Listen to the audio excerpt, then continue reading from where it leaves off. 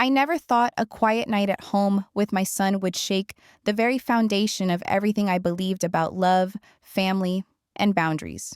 Stay with me, because by the end of this story, you'll question where comfort ends and confusion begins. If this moment gripped you, don't forget to like the video and hit follow for more stories that will stay with you long after the last word. My name is Claire Jensen. I'm 44, a single mom, and for over 2 decades, it's just been me and my son Ethan. He's 22 now, smart, grounded, a good kid, and in many ways, he's been my rock as much as I've been his. We've weathered a lot together: life, jobs, growing pains, and until recently, I thought I understood every corner of our bond. That night started like any other. Ethan had been pulling long hours at his internship and cramming for finals. I could see the fatigue weighing on him. He rubbed his temples and muttered something about needing 5 minutes to breathe. "You can crash in my room if you want," I offered. "Just for a bit." He didn't argue, just nodded and headed down the hall. Our old Denver home tends to hold on to the cold in late fall. So I tucked a thick throw over him and let him be. He was lying on my side of the bed, facing the wall, already half asleep. I sat next to him, scrolling on my phone, trying not to wake him. After a while, I must have dozed off too. And when I woke up, it wasn't the sound of anything, but the weight of his presence beside me. He had shifted closer. I felt the warmth of his body, his breathing even, calm. And then I realized his arm was around me, lightly, gently, almost like he used to when he was 5 and scared of storms. At first, it didn't strike me as anything odd. Just comfort, just instinct. Just a mother and her son holding on. But the longer we stayed like that, the more it didn't feel the same. His grip tightened a little. Not possessive, just intentional. And suddenly, I wasn't sure if this was still just about comfort anymore. My heart started to beat a little faster. I stayed still. Not because I wanted to, but because I didn't know what the right move was. He shifted again, closer. And for a second, the silence in the room got so loud, it felt like it was pressing down on me. I told myself not to overthink it, but then I felt something. A subtle but undeniable tension. And the worst part, he wasn't asleep anymore. I didn't dare turn to face him, but I could feel his breath on the back of my neck. Slow, controlled, like he was waiting. And then, in the quietest voice, he said, "You okay, Mom?" I nodded, barely. My throat was dry. I wanted to say something light, to break whatever strange spell was swirling around us, but my voice wouldn't come. Ethan's hand moved, just slightly, resting on my arm. Not in a way that was wrong, but not in a way that was easy to explain either. We stayed like that, in stillness. My mind was racing, my heart louder than it should have been. I didn't know what this moment meant, and I didn't know what it would become. I finally turned over, slowly, careful not to break whatever fragile line we were walking. Ethan was already watching me. His eyes, they didn't hold the sleepy glaze of a tired son. They held something else, something softer, heavier. He didn't speak. He didn't have to. There was a question in his eyes. Not one he could say out loud, but I could feel it hanging between us like fog.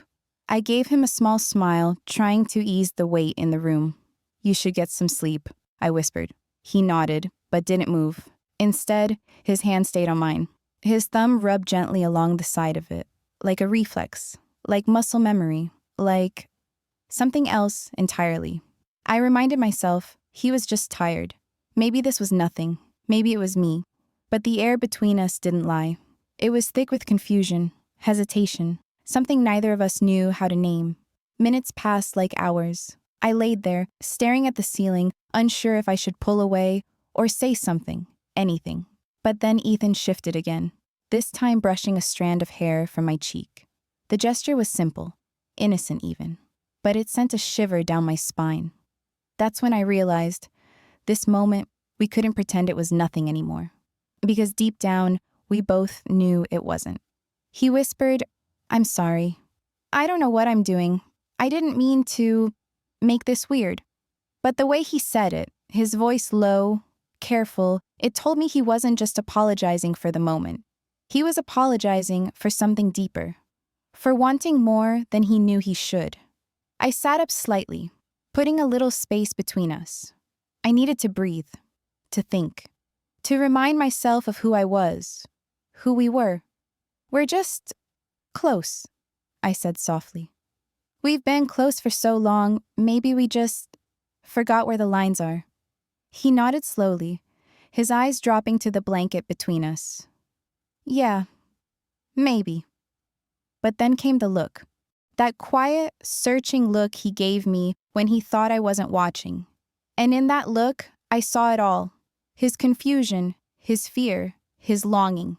And my heart broke for him, because I saw a mirror of my own. Before I could say anything more, the doorbell rang. We both froze, the sound sharp, jarring. A reminder that the world outside this room still existed.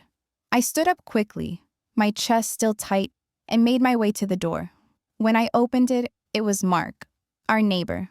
Kind, helpful, the type of man who always offered to shovel your driveway before you asked. He smiled gently, but there was something in his expression. A pause, a flicker in his eyes, like he sensed something wasn't quite right. "Hey, Claire," he said warmly. "Just checking in. It's getting cold out. Thought you might need help with the furnace again?" I blinked, grateful for the interruption, and terrified of what it had interrupted. "Oh, yeah, thank you," I said, trying to steady my voice. "That would be great." He stepped inside, casually making his way to the heater in the living room. But I could feel it. The moment had shifted. The room felt different now. The warmth between Ethan and me had cooled, replaced by a nervous silence. From the hallway, Ethan was watching. I didn't have to look to know. I could feel his gaze, like a shadow, just behind me. Mark chatted casually, his voice easy. But mine was distant, my answers automatic, because all I could feel was Ethan's presence, and the storm still lingering between us. When Mark left a few minutes later, smiling and saying to call if I needed anything, I closed the door softly behind him and turned to see Ethan, still standing there. His jaw was tense, his arms crossed, and for the first time I realized he wasn't just quiet, he was upset. Ethan didn't say anything at first. He just stood there, arms folded, back straight, eyes unreadable, but I knew my son too well to miss the storm behind that silence. I stepped forward carefully. "Are you okay?" I asked, my voice soft, not wanting to push. "Yeah," he said, barely above a murmur. "Just didn't expect Mark to show up." I nodded slowly, unsure of what to say, because that wasn't really what this was about, not entirely. "You seemed kind of off," he added, not looking at me. There it was. The real reason behind the tension in his shoulders, behind the way his jaw was clenched just a little too tightly. I took a breath. He was just being kind. You know how Mark is. Ethan nodded, but I could tell the explanation didn't land. His eyes flicked toward the living room, where Mark had stood minutes earlier. And for just a second, I thought I saw something sharp flash in them. Jealousy? The thought made my stomach twist. Jealousy didn't belong here. Not between us. But something about the way he watched me when Mark was around. The way his voice had changed when he said his name. It planted a seed of doubt I couldn't shake. "Ethan," I said, gently stepping closer. "You know I care about you more than anything. But tonight it's been confusing. For both of us." He looked down at the floor, his voice tight. "I know. I didn't mean to make things weird earlier. I don't know what I was feeling. I still don't." His honesty cracked something open in me.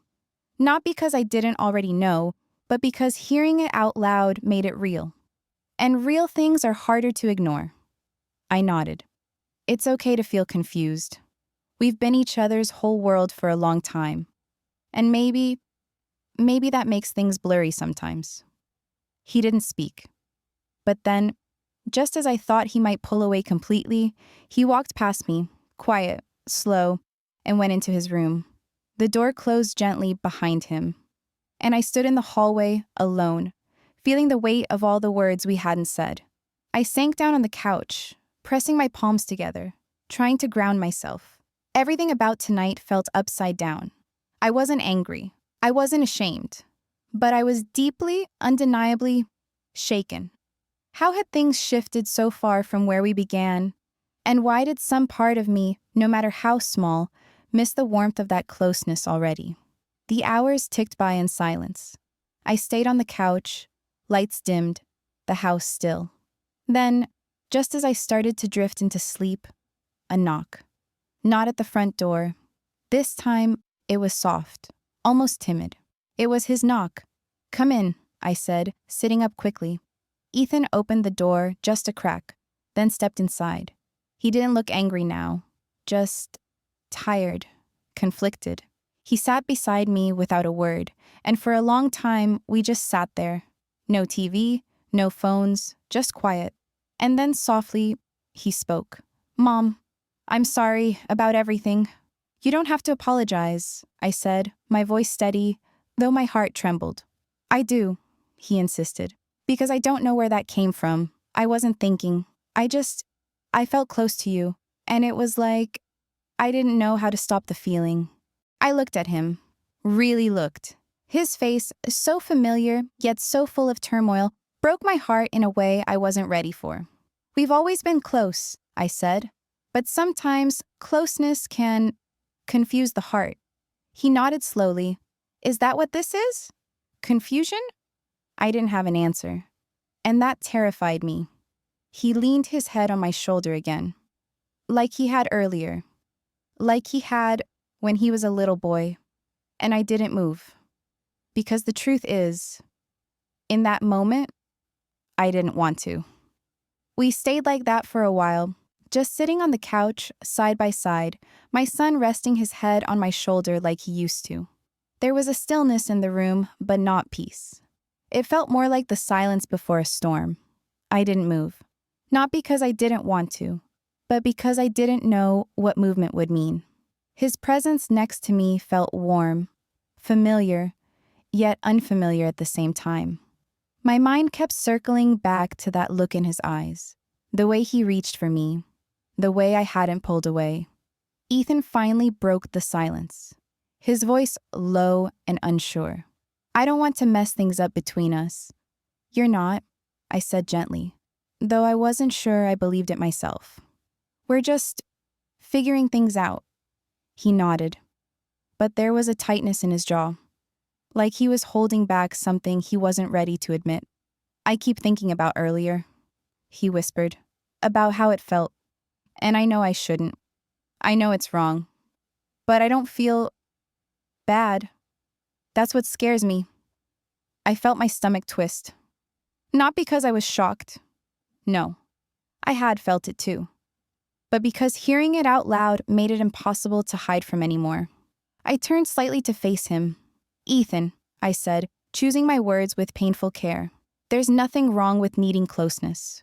We're human. We want comfort, connection. But we have to be careful with where those feelings go." "I know," he said quietly, but it didn't feel like comfort. It felt like something more. My breath caught. He wasn't wrong. And that truth terrified me. "Maybe we need time," I offered. "Some space to clear our heads. Figure out what's real and what's just. The weight of all these years alone together." Ethan looked up at me then, his eyes clouded with emotion. "I don't know how to take space from you, Mom. You're all I've had." That broke something inside me. Because it was true.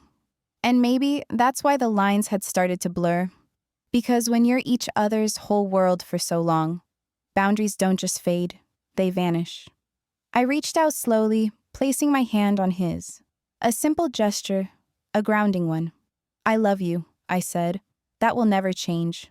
But we need to protect what we have. Not let confusion turn into something that ruins us." He nodded again, but his eyes didn't leave mine. There was still something there, something he hadn't said. And just as I was about to speak again, there was a sound. Another knock at the front door. Firm, intentional. I stood up quickly, heart racing. The tension in the room evaporated into a sudden, sharp alertness. When I opened the door, it was Mark, again. He looked serious this time, concerned. "Claire," he said, scanning my face. "I know it's late, but are you okay? Earlier, you didn't seem like yourself." Behind me, I heard movement. Ethan was standing in the hallway again, watching, silent. I forced a smile. "I'm fine, really, just tired. It's been a long day." Mark looked past me into the house. His eyes landed on Ethan for a moment, then flicked back to me. "Okay," he said slowly. "But if you ever need anything at all, you know where I am." "I know," I said. "Thanks, Mark." When he finally turned and walked away, I closed the door gently, exhaling like I'd been holding my breath the whole time. I turned around to find Ethan still watching me. But this time, something had shifted in his expression. Less confusion, more conflict. And then, without warning, he said the words I wasn't ready for. "Were you hoping it was him?" I froze. "What?" "Mark," he said. When he knocked, "You looked relieved." I stared at him, stunned. "Ethan, that's not fair." "Maybe not," he cut in. "But it's what I saw." He turned and walked back down the hall. And this time, when his bedroom door closed, it felt final. The sound of Ethan's door clicking shut echoed louder than it should have in the quiet of our house. I stood there, hand still on the doorknob behind me, frozen. His question replayed in my head on a loop. "Were you hoping it was him?" It felt like an accusation, but also a cry, like he was searching for a reassurance, or maybe for something he didn't know how to name. I wanted to follow him, to explain, to tell him that Mark knocking on our door didn't mean anything more than it did the night before, or the night before that. But the truth was, I had felt something close to relief, not because I wanted Mark, but because in that moment, I had needed a break from the pressure building inside our walls, inside me. I sat down on the edge of the bed, staring at the floor. Everything felt too loud, the silence, the distance, my own thoughts. How did we get here? For years, it was just the two of us. I raised him on my own. We leaned on each other, filled the spaces where a father figure never stepped in. We weren't just mother and son. We were a team, a partnership forged from necessity, built on love and trust. But somewhere along the way, the lines began to bend. And now, they were bending too far. I spent the next hour pacing the hallway, unsure whether to knock on Ethan's door or let the space sit. Finally, when I couldn't take the weight of the silence any longer, I did what I always did when I was overwhelmed. I made tea. The kettle whistled through the stillness. The smell of chamomile filled the kitchen. A few minutes later, I stood at his door, mug in hand. I knocked softly. No answer. "Ethan?" I said. "I made some tea. Want to come sit for a minute?" Another long pause. Then the door opened. Just a crack. His eyes met mine through the small gap. Hesitant, guarded. But he opened it wider and stepped out. We sat in the living room, tea warming our hands. He didn't look at me right away. His gaze stayed low, eyes fixed on the cup. After a moment, he spoke. "I didn't mean to say that, about Mark." "It's okay," I replied. "You're allowed to feel things. All of this is hard. On both of us." He gave a small nod. I felt something earlier," he said slowly, "and I didn't know what to do with it. And when you opened the door for him, I guess it made me feel like I wasn't the only one feeling something." His words made my breath hitch. I didn't want to lie, but I didn't know how much truth was safe to speak. "Ethan," I said, my voice almost trembling, "whatever this is, whatever it's becoming, it's confusing because it's wrapped up in years of closeness. Years of being each other's everything." He looked up at me finally. His eyes didn't waver. "But it's not just that, is it?" I froze. Because it wasn't. There was a moment between us, still, fragile, waiting to break. And then he reached out, slowly, carefully. He took my hand, held it between his. And when I didn't pull away, he leaned his forehead against mine. I closed my eyes. My breath slowed. The world quieted. And for a heartbeat, It felt like falling. Then, a knock at the door, again. Sharp, unexpected, unmistakable. We both jumped, pulling back instantly. My heart pounded. The moment shattered like glass on tile. I stood up, setting my mug down with trembling hands, and walked to the door, nerves buzzing under my skin. It was Mark, again. This time, he wasn't smiling. "Claire," he said, his voice lower, heavier. "Can I come in?" I hesitated. And behind me, I could feel Ethan watching. Mark stepped into the doorway, his presence carrying a quiet tension that filled the space like a low hum. Behind me, Ethan hadn't moved. I could feel the heat of his stare pressing into my back. The contrast between the two men, one who offered stability, the other who had been my entire world since the day he was born, left me breathless. Mark looked around briefly, then back at me. "I didn't mean to keep showing up like this," he said, "but I just couldn't shake the feeling something's been off. With you, with the house. Claire, I know it's not my place, but I'm worried." I opened my mouth to respond, but nothing came out. What could I possibly say? That something was off? That the quiet walls of this home had started to echo with emotions neither of us had words for? "I appreciate your concern," I said finally, steadying my voice. "Really. But we're okay. We just need a little space." Mark nodded slowly, eyes searching mine. There was something knowing in his gaze, like he could see the cracks I was trying to cover. But he didn't press. He just gave a gentle nod, offered a kind smile, and said, "I'm just next door if you need me." And with that, he turned and left. I closed the door softly and turned to face Ethan. He was still standing there, still watching. But now his eyes looked different. There wasn't anger in them this time, just hurt. Quiet, honest hurt. He spoke first. "You want him, don't you?" My heart sank. "Ethan, it's not about that," I said. "It's about us. About how close we've been for so long, and how easy it is to lose sight of where we're supposed to be." "But it didn't feel wrong," he said, voice shaking. "Not until someone else walked in." "I know," I said. "That's the problem." He looked away, his expression cracking. "I don't know how to go back to the way things were." "Maybe we're not supposed to," I whispered. "Maybe we just have to move forward, separately. Give ourselves the room to become more than just what we've been." The silence stretched again. But this time, it wasn't heavy. It was necessary. Ethan walked past me, his steps slow. When he reached the front door, he paused.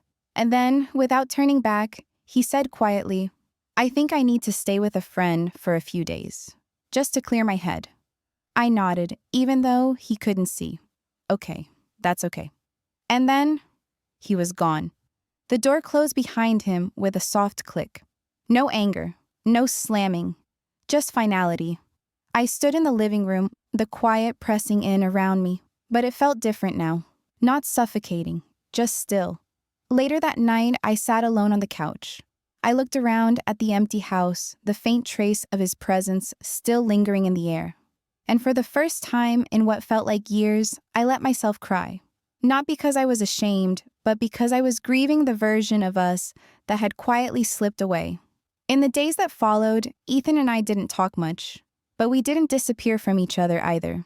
There were messages, short ones, thoughtful, kind. He needed time. I needed clarity. And maybe, just maybe, we were finally giving ourselves the chance to become whole on our own. Some love is sacred. Some love gets twisted by loneliness. And sometimes, the bravest thing we can do is to step back before we cross a line that can't be uncrossed. We didn't cross that line, but we got too close. And that closeness will always echo in the quiet. Thank you for staying with this story all the way through. If it moved you, made you think, or left you feeling something you can't quite name, please like this video and subscribe to the channel. We share stories that don't always have easy answers, but always deserve to be heard.